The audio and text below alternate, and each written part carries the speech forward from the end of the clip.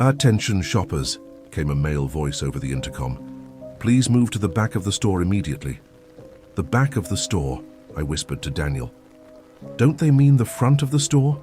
To pay for our stuff?" Was 8:50 p.m. 10 minutes till closing time. We'd brought our 2 kids out on this late-night Walmart excursion in the hopes of burning off some energy. Instead, they'd just thrown tantrums for new Legos and Hot Wheels. It was a disaster, but apparently the disaster was just beginning. "Please move to the back of the store immediately," the voice repeated overhead. "This is not a drill." I glanced around, but the other shoppers were just as confused as I was. An old lady looked up at the ceiling, scrunching her face. "What the hell?" a dark-haired woman asked her boyfriend, pushing a cart full of garden supplies. "Didn't you hear?" an older man said, leaning over his cart of bottled water and canned food. "We're in a tornado watch, 1 touchdown in Sourville." A tornado? It was definitely storming outside. I'd seen the black clouds roll in from the east earlier, but it didn't look that bad. "Do not stay out in the open. I repeat, do not stay out in the open." There was a pause. Then an explosion of sound. As everyone began to mobilize, carts rolling, panicked voices, feet slapping on the floor. No, no, no, no, this can't be happening. I hurried down the toy aisle, Tucker in my arms, Daniel and Jackson following me. 3 zigzaggy turns, and then we were in the electronics area. I glanced at the TVs on the wall and pictured the 4 of us crushed underneath them. "Stay. Away from windows and doors," the voice continued on the loudspeaker. "And do not attempt to exit the store." Is it safe here?" Daniel shook his head. "Big open areas aren't good. I'm going to check in back, see if there's a break room or something. You stay here, okay?" I nodded. Arms shaking, I sat down on the ground between 2 shelves of video games. Tucker sucked on a bottle in my arms, while Jackson began to giggle. "Is the tornado going to hit the store, and everything will fly around real fast?" He asked with a big stupid grin on his face. "I don't know, a tornado. A real-life tornado like you see in the movies, plowing through our town." It was so unfathomable. We were New York natives, transplanted here to Indiana only 6 months ago. I'd never been in a tornado watch my entire life. Daniel jogged back into view. "Everything's locked up," he said, as he joined me on the floor. "But listen, Fairview's a big town. The chances that it'll hit this Walmart, I think we'll be okay. I never should have brought us here. You didn't know. None of us did." He wrapped his arm around me. "They should have warned us, like an emergency alert on our phones, or a tornado siren or something." The voice overhead rang out again through the store. "Do not stay out in the open. Do not make yourself visible. That includes security cameras. Please move to a spot that is not visible to any cameras." I frowned. What does that have to do with tornadoes? A feeling of unease in the pit of my stomach. I glanced up and saw several black globes descending from the ceiling, hiding the cameras within. "I guess we should listen to them and get out of sight," I whispered. I grabbed Jackson's hand, Daniel picked up Tucker, and we jogged out into the center aisle. The store was an eerie sight. Abandoned shopping carts askew in the aisle, full of everything from pies to batteries to plants. Footsteps echoed around the store from people unseen as they found their new hiding places. We dodged a shopping cart full of soda, ran through kitchenwares, and then stopped in the Easter decoration aisle. There was a camera in the central corridor, but as long as we stayed in the middle of Easter aisle, we'd be invisible. The 4 of us crouched on the floor, next to some demented-looking Easter bunnies. "I'm hungry," Jackson whined. "Shh. Mommy." I grabbed a bag of colorful chocolate eggs and ripped it open. "Here, candy. Happy," I whispered, thrusting them into his hands. Then I leaned back against the metal shelves, panting. But I didn't have long to rest. A mechanical whine overhead, and then the voice came through the speakers again. "Keep away from aisles with food. If you have food with you, leave it and move to a new hiding place. If you have any open wounds, cover them with clothing." What the fuck? That had nothing to do with keeping safe in a tornado. "We should make a run for it," Daniel whispered to me, starting to stand. "But the tornado, I don't think there is a tornado. Listen, do you hear any wind?" I listened, but all I heard was silence. No howling wind, no shaking ground, no projectiles clanging against the metal roof. Maybe it's still. Coming, I know what they're saying doesn't make sense, but to go outside, we need to get out of here now. He grabbed Jackson's hand as he held Tucker in his arms. Come on. Daniel, I don't think that's a good idea, I whispered, but the next words from the intercom changed my mind.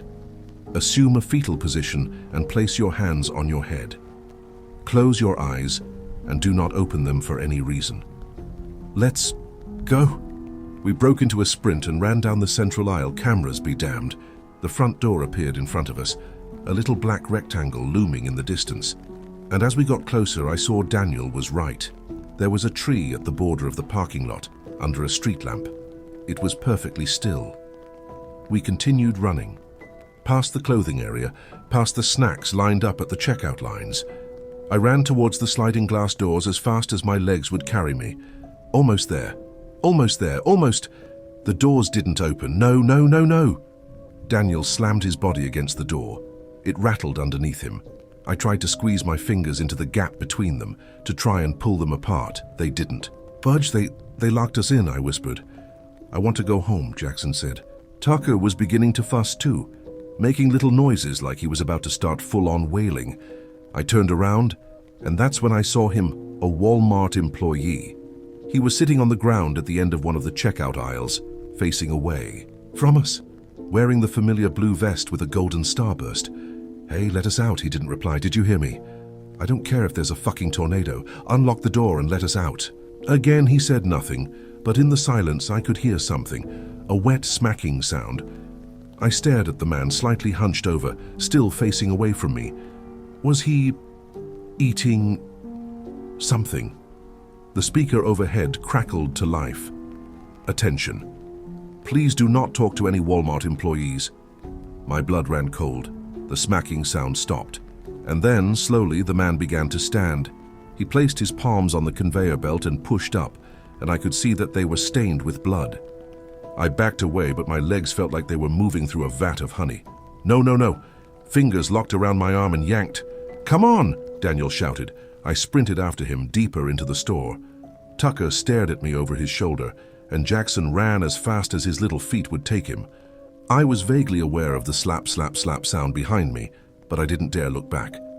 Daniel ran into the clothing area, and I swayed, dodging circular racks of t-shirts and wooden displays of baby clothes. He skidded to a stop and ducked into the dressing room area. In here, he whispered, motioning at one of the rooms. We piled inside and locked the door. Daddy, Jackson started.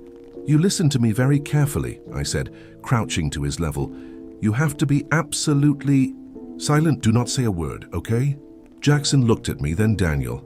Then he nodded and sat down on the floor. I'm going to try to call 911, Daniel whispered, transferring Tucker to me and pulling out his phone. He tapped at the screen, then frowned. What? We don't seem to have any service. I don't... Thump. I grabbed Jackson and pulled him away from the door. The four of us huddled in the corner. I held my breath. Thump. Under the gap of the dressing room door. Men's feet in black shoes. They slowly took a step forward, deeper into the dressing room. Don't move, I whispered, holding Jackson. The man took another step. Don't make a sound. Don't move. Don't... Tucker let out a soft cry. The man stopped. His feet turned, pointing at us. No. No, no, no. Tucker let out another cry, louder this time. My nails dug into Daniel's hand. No. A hand appeared. It slowly pressed against the floor, stained with blood, and then his knees appeared as he lowered himself down to the gap. No. Could he fit under? The gap wasn't small. It was like the stall door to a bathroom. If he flattened himself against the floor, there's a chance he could fit under. Watched in horror as his stomach came into view, his blue Walmart vest as he lowered his body to the floor. Then he pushed his arm under the gap and blindly swept it across the floor, as if feeling for us. This is it. We're going to die, and... Then he lowered his head. His face, oh God, there was something horribly wrong with his face. He smiled up at us with a smile that was impossibly wide, showing off blood-stained teeth. His skin was so pale it was nearly blue, and his eyes, they were milky white, without pupils or irises. I opened my mouth to scream, "Attention, shoppers," the voice began overhead. "No, no, no. Please make your way to the front of the store and make your final purchases. We will be closing in 10 minutes. What? And then, before I could react, something unseen jerked the man out of view. A strange dragging sound followed, as if someone was dragging his body out of the dressing room area. I stared at the door, shaking as Tucker's cries rang in my ears. But he didn't come back, and within 10 minutes the usual hubbub of Walmart returned. Voices, footsteps, shopping cart wheels rolling along the floor. Shaking, I finally got up and unlocked the door. The store looked completely normal. People were lined up at the cash registers, placing their goods on the conveyor belts. Employees were scanning tags, printing receipts. People walked towards the glass doors, and when they did, they slid open. As we slowly walked towards the exit, I spotted the older man who'd warned us about the tornado earlier. What was that?" I asked, unable to keep my voice from shaking. He shrugged. "I guess the tornado missed us. What a miracle, huh?" Giving us a smile, he disappeared out the glass doors and into the night,